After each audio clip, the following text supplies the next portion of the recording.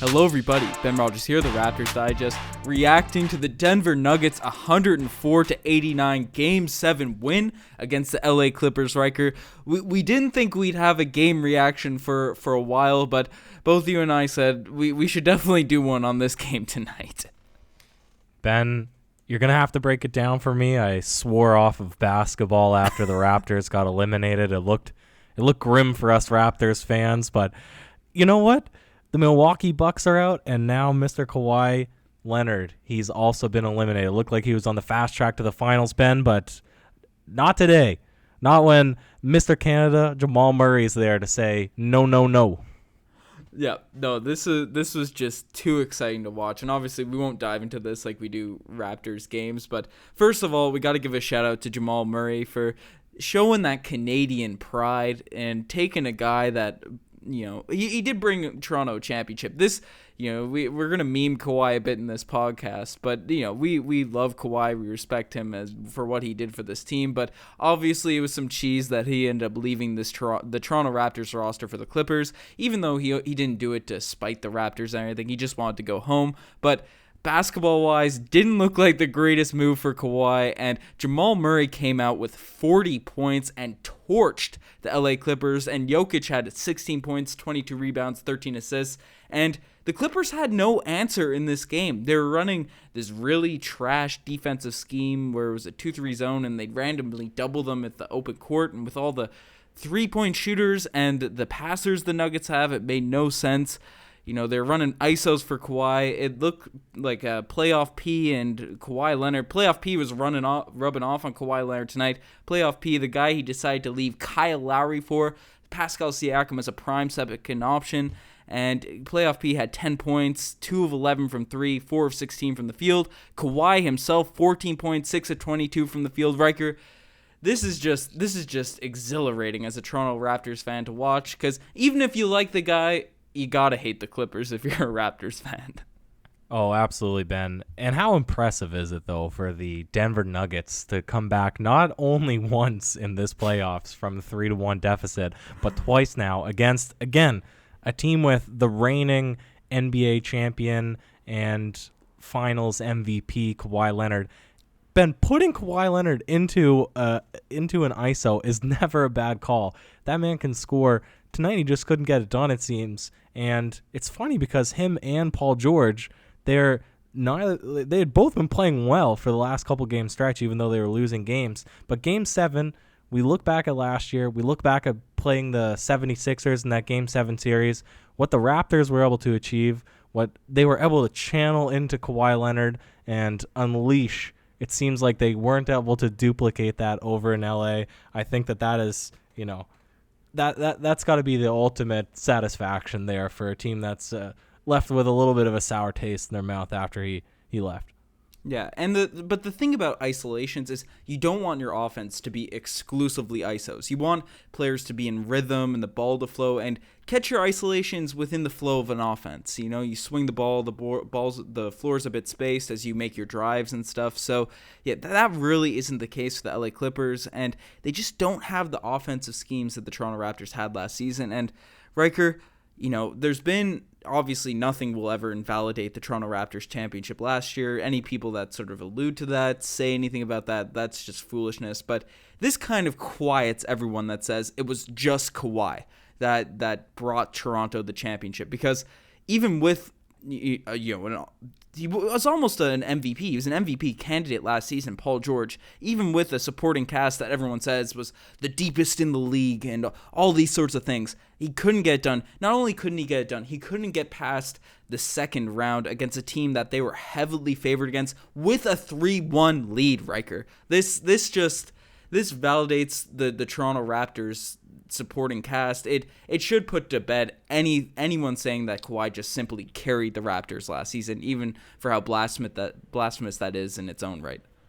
Oh, absolutely. You look at that 76ers team. Yeah, the 76ers, they got swept this year against the Boston Celtics, but they are not the team that they were last year with the shooting compliments of J.J. Redick. What Jimmy Butler was able to do for that team, having Ben Simmons, that was a difficult difficult series. The Raptors were able to get past that one. Obviously, the way they were able to handle the Bucks and then to win the championship. And now it's exactly as you said, to have Paul George, to have that superstar on the team, to have the popularity, to have all these nitty-gritty defenders and guys that are sort of built around this team to fill a specific role, that really looked like they were on the fast track to make at least the NBA or the Western Conference Finals, Ben, and face off against LeBron, and to have a prolific coach in Doc Rivers. And exactly as you said, I don't think anybody expected that the Denver Nuggets were going to legitimately challenge the Clippers here. And so it does go a lot to say that this Raptors team, and coached at the helm by Nick Nurse, they offered something special, and there's no two doubts in either of our minds, I would imagine, that if Kawhi was still on the Raptors now, Ben, that they wouldn't have lost that Game 7. They probably wouldn't have faced the Game 7 situation against the Boston Celtics.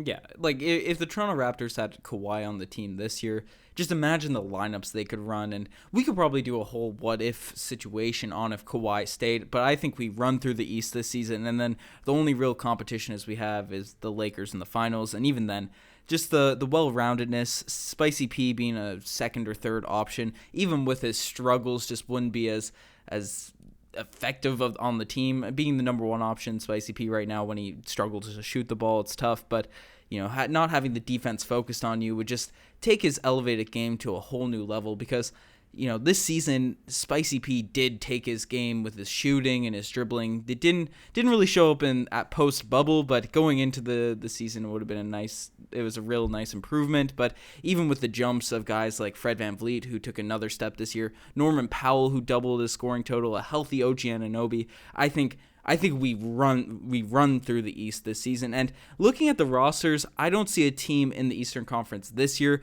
that's better than the Sixers that we beat, that took us to 7 last season. And because you look at the Heat, they had Jimmy Butler, who's carrying the Miami Heat right now. They had him paired along with Joel Embiid, Ben Simmons, Tobias Harris, all these guys, and JJ Redick, who was a beast last season.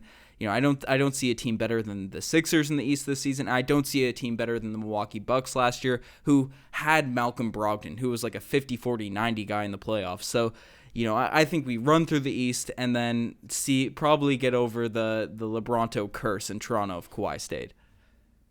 Oh, absolutely. You look at the makeup, at the chemistry of that LA Lakers team, and they're thriving on LeBron and a little bit of Anthony Davis, and that's a bit of a hot take to say a little bit of Anthony Davis, but I think ultimately they just don't have the depth. They don't have the depth to compete.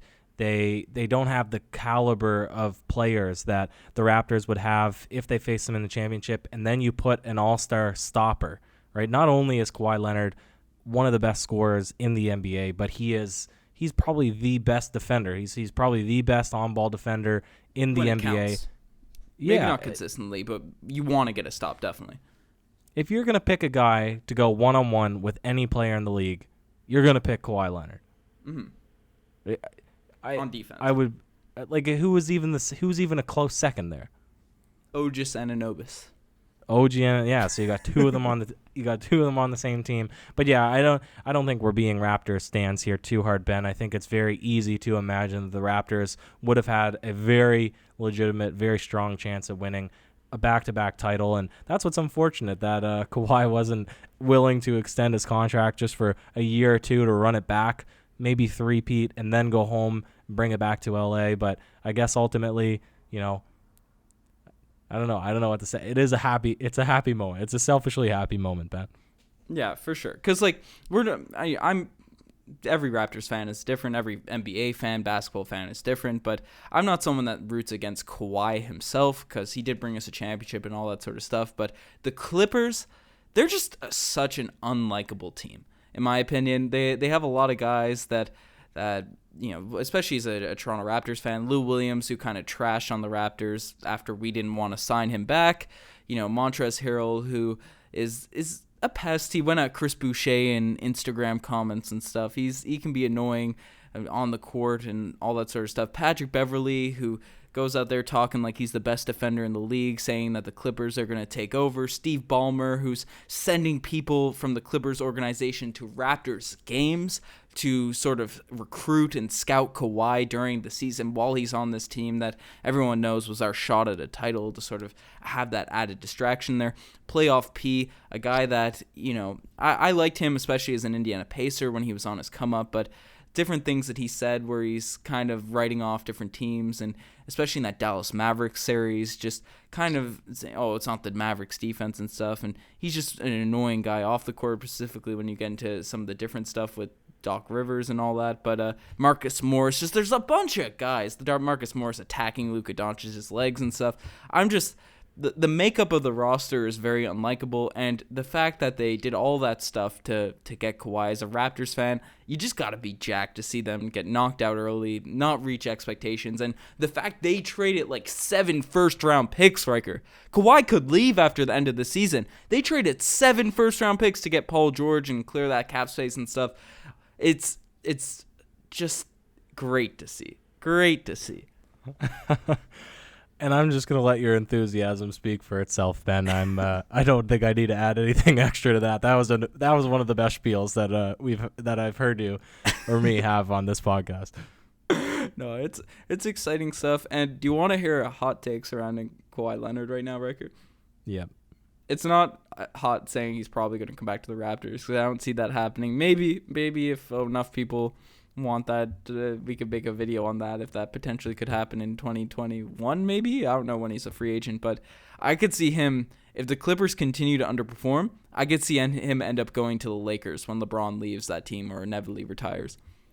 Can you imagine doing that? Can you imagine just flip-flopping to the next team in the city over? Like, imagine going from a respectable guy just to a title chaser. Like, that's the worst of the worst. Don't be a Kevin Durant. But could you see that happening, though? LeBron leaves and the Clippers are struggling. He wants to be an LA Laker. He's an LA Laker fan growing up or whatnot. I don't even want to think about it.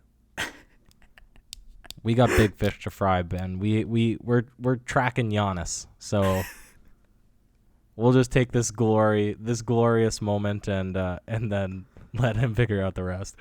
Yeah, for sure. But definitely a positive to see the LA Clippers take an L. We really appreciate you guys. Obviously, this isn't a Raptors game reaction, so yeah, we're checking out other teams now the Raptors are knocked out. But Canadian-born Jamal Murray, beastin', dropping 40 points in Game 7s. The Nuggets, they could surprise everyone this postseason. It's going to be an exciting few games to watch, especially that series out west. But you guys are the best for making this far. A little plug for the video we dropped earlier today. This one's going to come out later tonight, or a few hours after the video we dropped on Nick Nurse, so that'll probably eat into the views and stuff. So if you could definitely check that out, it might not get suggested and you're recommended. Definitely check out our video on Nick Nurse. That was a little exciting debate on if Nick Nurse is the best coach in the league and talking about his contract extension. So definitely check that out if you're here right now.